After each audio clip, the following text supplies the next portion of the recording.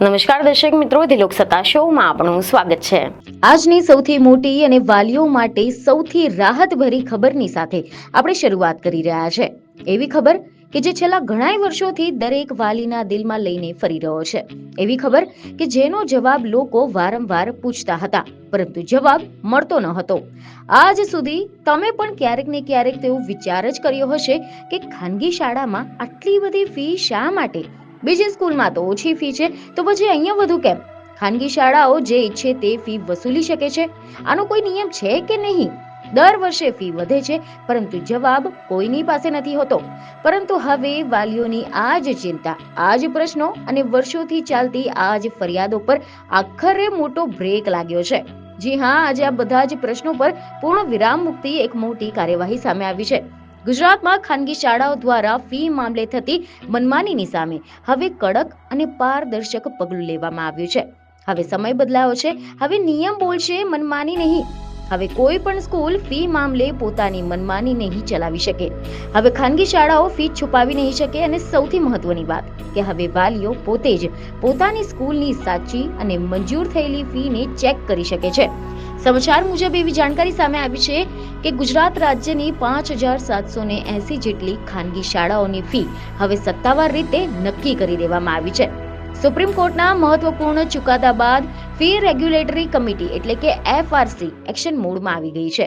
રાજ્યની કુલ 5,780 જેટલી ખાનગી શાળાઓ માટે કેટલી ફી વસૂલવી તે હવે સત્તાવાર રીતે નક્કી કરી દેવામાં આવી છે। એટલું જ નહીં, આ તમામ ફીની વિગતો હવે FRC ની અધિકૃત વેબસાઇટ પર પણ જાહેર કરી દેવામાં આવી છે।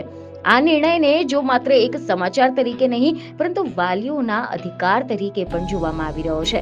દર્શક મિત્રો, આ મુદ્દો અચાનક ઊભો નથી થયો। વર્ષોથી વાલીઓ ફરિયાદ કરતા હતા કે દર વર્ષે ફી વધી જાય છે, કોઈ પણ સ્પષ્ટ કારણ આપવામાં નથી આવતું।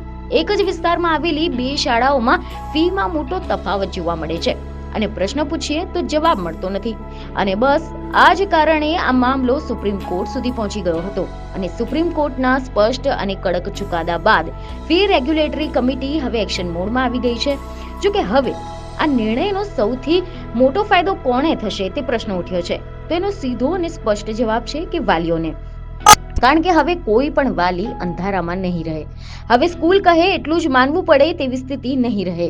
હવે દરેક વાલી પોતે જ ચેક કરી શકશે કે તેમની સંતાનની શાળાએ કેટલી ફી લેવાની મંજૂરી છે। આ અંગે એવા અહેવાલ છે કે FRC એ સ્પષ્ટ કહી દીધું છે કે જો કોઈ શાળા મંજૂર થયેલી ફી કરતા વધુ રકમ વસૂલશે તો તે ગેરકાયદેસર ગણવામાં આવશે। અમદાવાદના DEO રોહિત ચૌધરીએ પણ આ અંગે મહત્વની માહિતી આપી છે।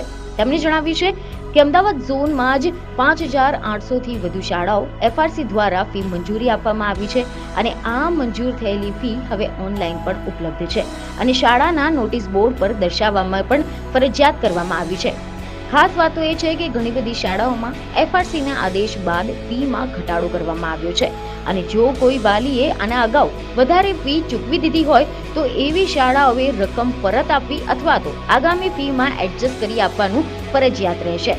FRCએ શાળાઓને સ્પષ્ટ શબ્દોમાં કહ્યું છે કે ઓર્ડરનું પાલન કરવું જ પડશે। શિક્ષણ વેપાર નથી, ફી મનમાનીથી નહીં, નિયમથી નક્કી થશે। હા, કેટલીક શાળાઓ આ નિર્ણયની સામે અપીલ પણ લઈ જઈ શકે છે, પરંતુ ત્યાં સુધી FRC દ્વારા નક્કી કરાયેલી ફી જ માન્ય ગણાશે। હવે અહીંયા સૌથી મહત્વનો મુદ્દો કે આ નિર્ણયથી બદલાવ શું આવશે? તો સૌપ્રથમ બદલાવમાં આવશે પારદર્શકતા। હવે કોઈ પણ સ્કૂલ વાલી પાસેથી આવીને આ અમારી ફી છે એવું નહીં કહી શકે, કારણ કે ફી હવે સરકારની વેબસાઇટ પર છે। બીજો મોટો બદલાવ એ હશે કે વાલીઓનો અધિકાર। હવે વાલીઓ પાસે પ્રશ્ન પૂછવાનો આધાર છે, પુરાવો છે, અને જો જરૂર પડે તો ફરિયાદ કરવાનો પણ અધિકાર છે। હવે આપણે વાત કરીએ વાલીઓ માટે સૌથી ઉપયોગી માહિતીની, કે વાલીઓ પોતાની સ્કૂલની ફી ક્યાં અને કેવી રીતે ચેક કરી શકે છે। તેવા રિપોર્ટ છે કે વાલીઓ frcgujarat.org આ વેબસાઇટ પર જઈ શકે છે, અને અહીંયા પોતાની સ્કૂલનું નામ સર્ચ કરી શકાય છે, ધોરણ પ્રમાણે મંજૂર ફી જોઈ શકાય છે, અને સ્કૂલ કેટલી ફી લેવી જોઈએ તેની પણ સંપૂર્ણ વિગતો અહીંયા જોવા મળશે। આ એક નાનકડો ક્લિક, પરંતુ વાલીઓ માટે મોટો અધિકાર। આ એક વેબસાઇટ હવે વાલીઓ માટે એક શક્તિશાળી શસ્ત્ર બની ગયું છે, કારણ કે જો કોઈ સ્કૂલ મંજૂર કરતા ફી વધુ વસૂલશે, વધારાને ચાર્જ લાદશે કે પછી ખોટી માહિતી આપશે તો વાલી સીધી રીતે શિક્ષણ વિભાગમાં ફરિયાદ કરી શકે છે.